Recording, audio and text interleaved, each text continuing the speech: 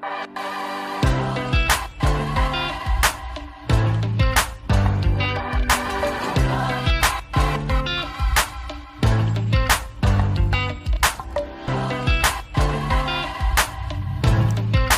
rekan-rekan muda Star Generation. Selamat datang di ibadah gabungan Immanuel Star Generation. Buat kamu yang baru pertama kali bergabung, kami menyambutmu dengan sukacita. Sebentar lagi ibadah akan dimulai. Mari persiapkan hati, pikiran, dan seluruh hidup kita untuk menikmati hadirat Tuhan dan diberkati oleh kebenaran firman Tuhan. Selamat beribadah.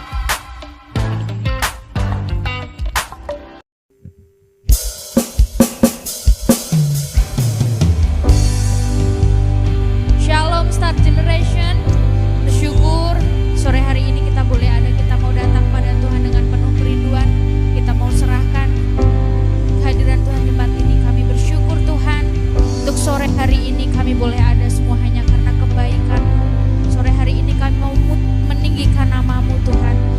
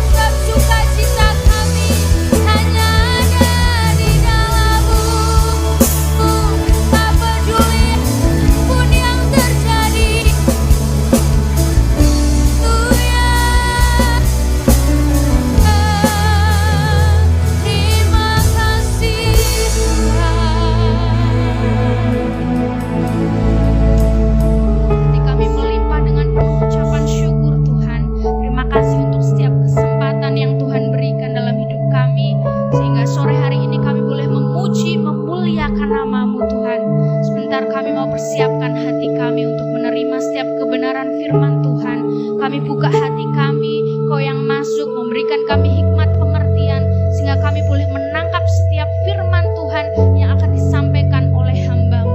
Terima kasih Bapa kami yang baik, terima kasih Yesus, kami siap untuk menerima berkat firman yang daripada-Mu. Di dalam nama Tuhan Yesus Kristus, haleluya, amin. Shalom Star Generation, senang sekali bisa menjumpai kalian bersama dalam renungan firman Tuhan pada sore hari ini. Saya yakin bahwa kita semua yang hadir, kita semua diberkati Tuhan dan kita ada di dalam berkat Tuhan yang luar biasa, menjadi youth yang selalu bukan hanya sekedar menikmati berkat, tapi bisa menjadi berkat bagi orang-orang yang ada di sekeliling kita. Baik, kita akan mendengarkan firman Tuhan, dan firman Tuhan pada sore hari ini memberikan tema bahagia itu sederhana. Kalau Om tanya siapa yang kepingin bahagia, setiap orang pasti kepingin yang namanya bahagia. Nggak ada orang yang kepingin hidupnya susah. Dan bahagia itu bukan hanya sekedar domainnya orang-orang dewasa. Setiap orang itu baik anak-anak, remaja, pemuda, semuanya pasti pengen menikmati dan mengalami hidup yang bahagia. Anak-anak tentu kita kepingin memiliki masa kanak-kanak yang bahagia. Kalau kita remaja, kita kepingin memiliki masa remaja yang bahagia. Kalau kita pemuda, kita juga pasti pengen memiliki masa muda yang berbahagia. Dan hidup bahagia itu tidak perlu menunggu kalau kita kaya. Hidup bahagia itu tidak perlu menunggu kalau kita bisa memiliki segala sesuatu. Hidup bahagia itu ternyata adalah sangat sederhana dan mudah, selama kita mau melakukannya. Nah, sore hari ini kita akan belajar tentang dua sikap yang perlu kita lakukan untuk kita menikmati masa muda yang bahagia. Ya, kita akan baca dalam Mazmur pasal 1 ayat 1 dan ayat yang kedua. Mulai ayat 1, ini adalah poin yang pertama, bagaimana kita bisa menikmati hidup yang berbahagia. Berbahagialah orang yang tidak berjalan menurut nasihat orang fasik, yang tidak berdiri di jalan orang berdosa, dan yang tidak duduk dalam kumpulan pencemooh. Tetapi yang kesukaannya ialah Taurat Tuhan, dan yang merenungkan Taurat itu siang dan malam. Ada dua sikap yang perlu kita kembangkan untuk kita bisa menikmati hidup, menikmati masa muda yang bahagia. Yang pertama adalah jangan melakukan. Nah, ini yang pertama. Jangan melakukan. Artinya ada hal-hal yang tidak boleh kita lakukan, sebab kalau kita melakukannya, maka pasti kita tidak akan pernah menikmati dan mendapatkan kebahagiaan. Apa yang tidak boleh kita lakukan? Yang pertama, tidak berjalan menurut nasihat orang fasik. Nah, itu yang pertama. Kata berjalan itu tentu bukan dalam pengertian fisiknya, di mana kita berjalan, bukan itu. Tapi kata berjalan ini adalah bahasa kiasan untuk memberikan kepada kita sebuah penekanan tentang aktivitas, kegiatan yang kita lakukan. Atau dalam bahasa sederhananya, berjalan itu bicara tentang perilaku kita, tingkah laku kita, gaya hidup kita. Jadi firman Tuhan berkata, berbahagialah orang yang tidak berjalan. Artinya yang gaya hidupnya itu tidak menuruti nasihat orang fasik. Siapa itu orang fasik? Orang fasik itu orang yang tidak mengenal Tuhan. Kenapa orang yang tidak mengenal Tuhan itu memiliki gaya hidup yang pasti tidak membawa kita ke dalam kebahagiaan? Jelas. Karena cara berpikir mereka kan bukan cara berpikir yang dibentuk oleh karena firman Tuhan. Contoh, kalau kalian misalnya kecewa, jengkel dengan seseorang, lalu kalian bertanya kepada orang yang tidak kenal Tuhan, kalian mulai cerita, kalian mulai mengungkapkan kekecewaan itu kepada temanmu yang tidak kenal Tuhan. Apa jawaban mereka kira-kira? Mereka pasti akan ngomong begini, ya sudah, kalau begitu kita beri pelajaran saja. Kapan? Ayo kita beri pelajaran. Nah, itu kenapa? Karena cara berpikir mereka itu bukan cara berpikirnya Tuhan. Mereka tidak mengenal yang namanya Tuhan. Itulah sebabnya kalau kita ingin hidup bahagia di dalam masa muda kita, tapi kemudian kita memiliki gaya hidup seperti orang-orang seperti ini, jelas kita tidak akan pernah bisa menikmati kehidupan yang bahagia. Jadi jangan pernah melakukan apa yang dilakukan oleh orang-orang fasik. Itu yang pertama. Yang kedua, tidak berdiri di jalan orang berdosa. Nah, kalau tadi berjalan itu berarti beraktivitas. Ya. Nah sekarang berdiri. Berdiri itu apa? Berdiri itu diam tegak di situ. Nah kata berdiri itu artinya apa? Berdiri itu artinya adalah cara pandang kita. Nilai yang kita pegang ini loh.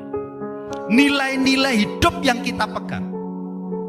Kalau kepingin menikmati hidup yang bahagia, maka jangan pernah berpegang, jangan pernah mengikuti prinsip-prinsip hidup yang dipegang oleh orang-orang berdosa. Orang berdosa itu siapa? Orang berdosa itu orang yang berkata, aku orang Kristen. Orang berdosa itu orang yang ibadahnya di gereja. Orang berdosa itu orang yang menyanyinya lagu-lagu gereja. Orang berdosa itu orang yang di KTP-nya itu ya KTP gereja. Orang Kristen katanya. Tapi cara hidupnya belum mencerminkan cara hidup orang percaya. Itu. Jadi dia masih mengikuti cara-cara hidup orang-orang dunia itu, orang-orang fasik itu tadi. Jadi kalau tadi yang pertama, kita tidak boleh bersentuhan langsung dengan orang fasik. Yang kedua, kita tidak boleh bersentuhan dengan orang Kristen, tapi dia mempraktekkan cara hidup yang seperti orang fasik itu. Makanya disebut orang berdosa. Walaupun orang Kristen, tapi gaya hidupnya, cara berpikirnya masih cara berpikir orang-orang yang tidak mengenal Tuhan. Coba, ada tidak orang-orang yang katanya sudah Kristen, tapi ketika menjalani hidup sehari-hari, gaya hidupnya nggak jauh dengan orang yang tidak kenal Tuhan. Mabuk-mabukan, gitu. Ada nggak orang Kristen yang mabuk-mabukan? Banyak. Dugem. Ada nggak orang Kristen yang dugeman? Banyak. Judi. Ada nggak orang Kristen yang judi? Banyak. Jadi walaupun mereka sudah mengaku dan menyatakan diri sebagai orang Kristen, tapi ternyata mereka masih hidup seperti cara hidup orang-orang yang tidak mengenal Tuhan. Kok bisa? Ya bisa. Itulah yang disebut dengan orang berdosa. Nah firman Tuhan berkata, jangan kita membangun nilai-nilai, prinsip-prinsip hidup yang sama dengan mereka. Sebagai orang Kristen, sebagai orang percaya. Nilai kehidupan, nilai kebenaran, pedoman kehidupan yang harus kita pegang adalah kebenaran firman Tuhan. Maka firman Tuhan berkata, jangan berdiri di jalannya orang berdosa. Kalau berdiri di jalannya orang berdosa, ya pasti tidak akan bahagia. Yang ketiga, apa yang tidak boleh kita lakukan? Tidak duduk dalam kumpulan pencemooh. Nah, yang ketiga ini duduk. Coba bayangkan apa yang kalian lakukan ketika kalian duduk dengan orang-orang yang ada ya seperti kumpul-kumpul begitu. Kan pasti akan terjadi percakapan-percakapan, tukar pikiran, begitu kan? Nah, persoalannya adalah bahwa ketika kita bersoal pikiran, kita bertukar pikiran dengan orang-orang yang ada di sekeliling kita, itu memberikan pengaruh kepada kita baik secara langsung atau secara tidak langsung. Maka firman Tuhan memberikan kepada kita nasihat dalam 1 Korintus pasal 15 ayat 33. Jangan sesat. Pergaulan yang buruk merusak kebiasaan yang baik. Jadi kalau kita kumpulannya itu dengan orang-orang yang suka mencemooh. Siapa itu orang-orang yang suka mencemooh? Orang-orang yang menjadikan hal-hal yang berhubungan dengan Tuhan itu sebagai sesuatu yang tidak penting, sebagai sesuatu yang ya mungkin malah bisa jadi bahan lelucon. Menganggap rendah, memandang rendah. Sudahlah jadi orang gak usah saleh-saleh amat. Sudahlah gak usah banyak doa-doanya. Tiap minggu kan sudah berdoa.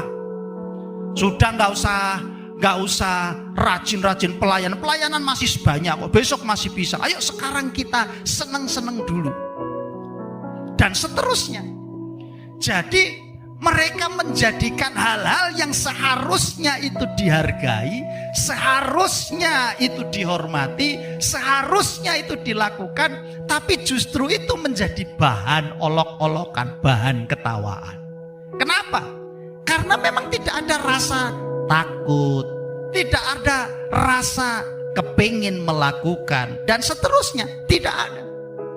Maka kelompok yang ketiga ini bisa saja berasal dari orang Kristen, tapi orang berdosa tadi, tapi juga bisa berasal dari orang fasik.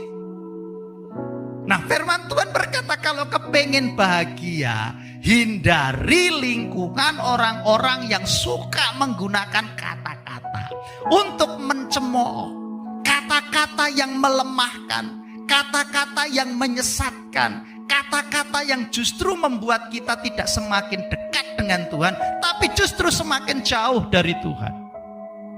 Kalau kita melakukan ini, maka kita tidak akan pernah bisa menikmati yang namanya bahagia. Jadi yang pertama, apa yang harus kita lakukan supaya kita bisa menikmati hidup bahagia? Jangan pernah lakukan 1. Gaya hidup seperti orang yang tidak mengenal Tuhan. Yang kedua, jangan memiliki pola pikir, cara pikirnya orang berdosa. Sudah jadi anak Tuhan, tapi masih mempraktekkan kehidupan orang yang tidak kenal Tuhan. Yang ketiga, jangan bergaul dengan lingkungan yang buruk. Lingkungan yang suka merendahkan hal-hal yang berhubungan dengan Tuhan. Kenapa? Karena itu pasti tidak akan membangun. Sebaliknya, firman Tuhan berkata, pergaulan yang buruk akan merusak kebaikan-kebaikan yang sudah kalian lakukan. Makanya hasilnya bukan hidup yang baik, tapi kehidupan yang buruk. Jadi itu yang pertama. Tidak boleh melakukan atau jangan melakukan. Yang kedua, harus melakukan. Jadi yang pertama, tidak boleh melakukan. Tidak boleh melakukan apa? Tidak boleh berjalan menurut nasihat orang fasik. tidak boleh berdiri di jalannya orang berdosa, tidak boleh duduk dalam kumpulan pencemooh. Yang boleh yang mana? Ayat yang kedua. Tetapi yang kesukaannya ialah Taurat Tuhan, dan yang merenungkan Taurat itu siang dan malam. Kata tetapi itu kan merupakan kata penghubung yang berlawanan. Ini nggak boleh. Lah bolehnya bagaimana? Bolehnya yang begini. Nggak boleh melakukan ini. Nggak boleh berjalan menurut nasihat orang fasik. Nggak boleh berdiri di jalan orang berdosa. Tidak boleh duduk dalam kumpulan pencemooh. Yang boleh adalah sukai firman Tuhan dan renungkan. Menyukai itu kan kita suka membaca, kita suka mendengar. Apa berhenti sampai di situ? Tidak, merenungkan. Merenungkan itu apa? Merenungkan itu artinya kita menjadikan firman itu sebagai cermin dalam hidup kita. Firman Tuhan berkata, ampunilah maka kamu akan diampuni.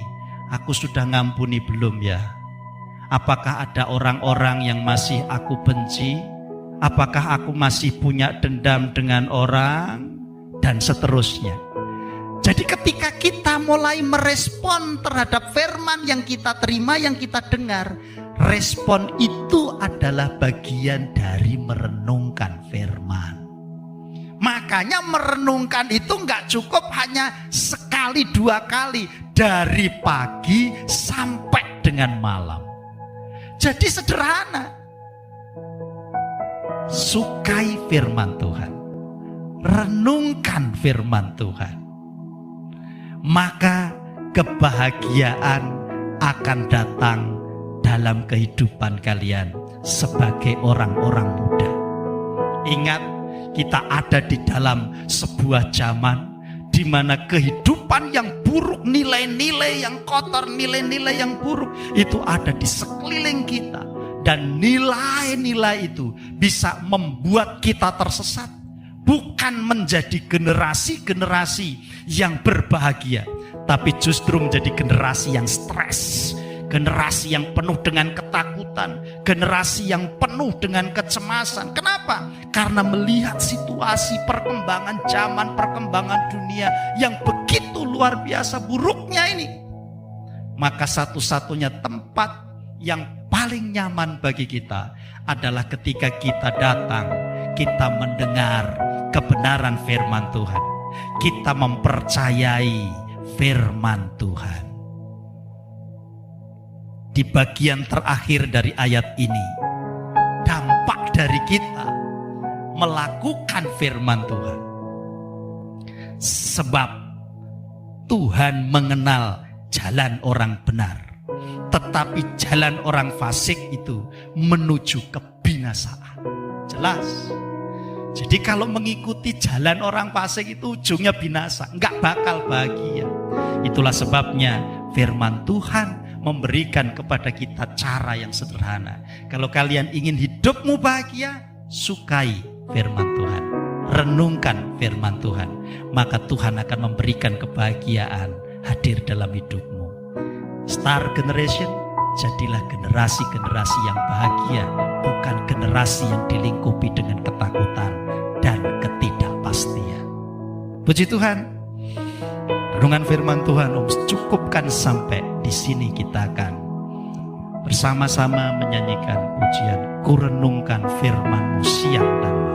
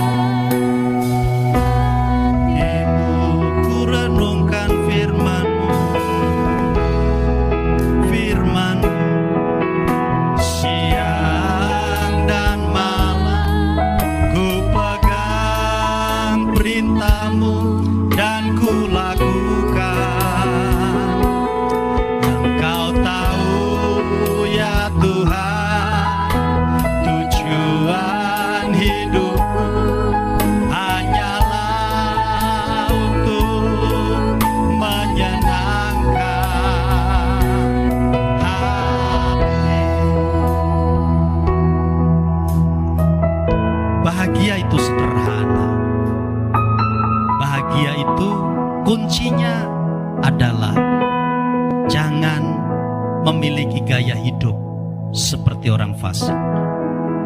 Jangan memiliki prinsip-prinsip cara berpikir orang-orang berdosa. Tinggalkan itu.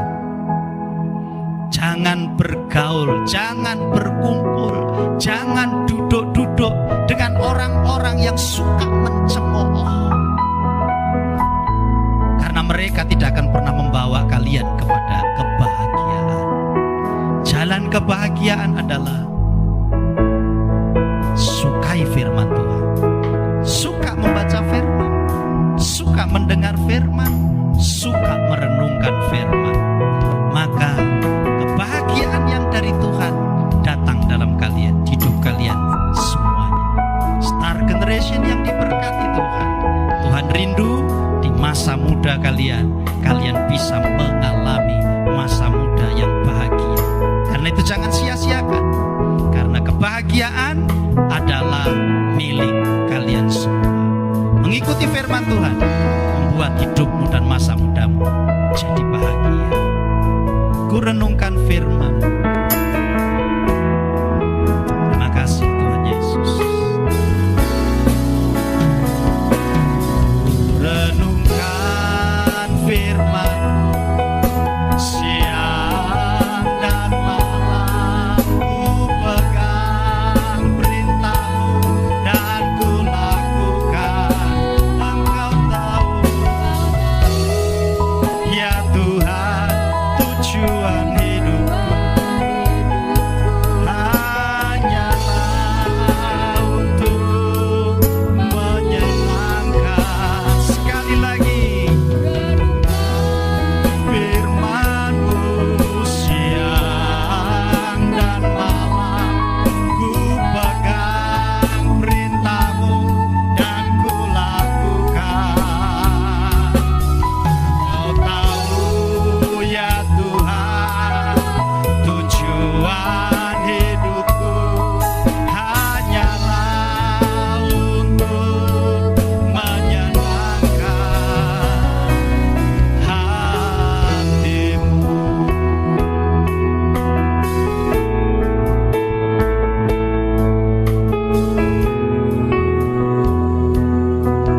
Terima kasih Tuhan Yesus. Kami bersyukur buat firman-Mu sore hari ini. Memberkati seluruh Star Generation yang mendengarkan firman-Mu. Biarlah Tuhan memberkati masa muda mereka sehingga mereka boleh menjadi orang-orang muda yang berbahagia karena Tuhan yang memberkatinya. Terima kasih Tuhan. Kami bersyukur buat kebenaran firman-Mu. Di dalam nama Tuhan Yesus Kristus. Haleluya. Amin.